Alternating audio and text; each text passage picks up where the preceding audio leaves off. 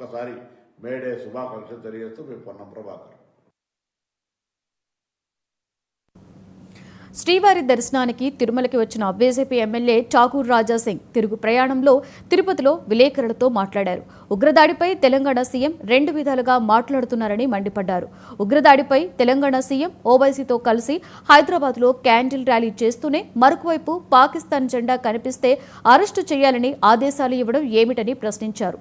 తన కార్యాలయంలోకి వచ్చేవారు పాకిస్తాన్ జెండాను తొక్కుకుంటూ వచ్చేలా ఏర్పాటు చేసిన జెండాను పోలీసులు తొలగించడం సరైంది కాదని విమర్శించారు. జమ్మూ కాశ్మీర్ ఉగ్రదాడి తర్వాత పాకిస్తాన్లో టెర్రరిస్టు యాక్టివిటీ బాగా పెరిగింది. ఇది చూస్తుంటే మరికొద్ది రోజుల్లో యుద్ధం చేయడం అనివార్యమని తెలుస్తుందని రాజాసింగ్ అన్నారు. నా ఆఫీస్ గడప కాడ పాకిస్తాన్ ఫ్లెక్స్ మా కార్యకర్తలు పెట్టినారు. అంటే నా ఆఫీస్కి వచ్చే పోయోలు ఆ పాకిస్తాన్ జెండాని తొక్కి రావాలని.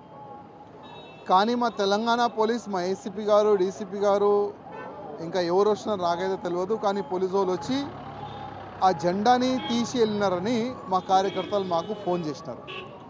నేను పోలీసు వాళ్ళకి అడిగిన, అసలు ఎందుకు తీసినారు అంటే పోలీసు వాళ్ళు అంటున్నారు అది పాకిస్తాన్ జెండా కాదు, ఒక మతానికి చెందిన జెండా అని పోలీస్ అధికారులు అంటే, నేను గూగుల్లో సెర్చ్ చేసి పోలీస్ అధికారులకు పంపించిన, చూడండి పాకిస్తాన్ జెండానే, మీకు ఇంత కూడా అవగాహన లేకపోతే ఎట్లా అంటే పోలీసు వాళ్ళు అప్పుడు అంటున్నారు హౌ ఇది పాకిస్తాన్ జెండానే.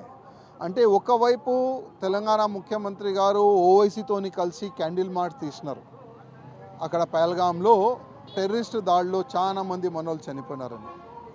ఇంకోవైపు పోలీసు వాళ్ళకి ఆదేశం ఇస్తున్నారు, ఎవరైనా పాకిస్తాన్ జెండా రోడ్ పైన కానీ, మాల్ గడప కాడ కానీ, ఏదైనా రాజకీయ నేతలు గడప కానీ పెడితే వాళ్ళపైన యాక్షన్ తీసుకోవాలని. మా ముఖ్యమంత్రి గారు రెండు వైపు పనిచేస్తున్నారు. అసలు పాకిస్తాన్ జెండాకి మా పోలీసు వాళ్ళకి ఎందుకు ఇంత ప్రేమ మాకు అర్థమైతలేదు. కానీ మంచి ఒక మీటింగ్ ప్రధానమంత్రి మోదీ గారు ఢిల్లీలో చేసిన హై లెవెల్ మీటింగు. ఒక 3-4 డేస్లో పాకిస్తాన్ ఒక టెర్రరిజంకి ఒక ఫ్యాక్టరీ తయారైపోయింది. 100% పాకిస్తాన్ పైన వార్ అయితే జరుగుతుంది, మూమెంట్ అయితే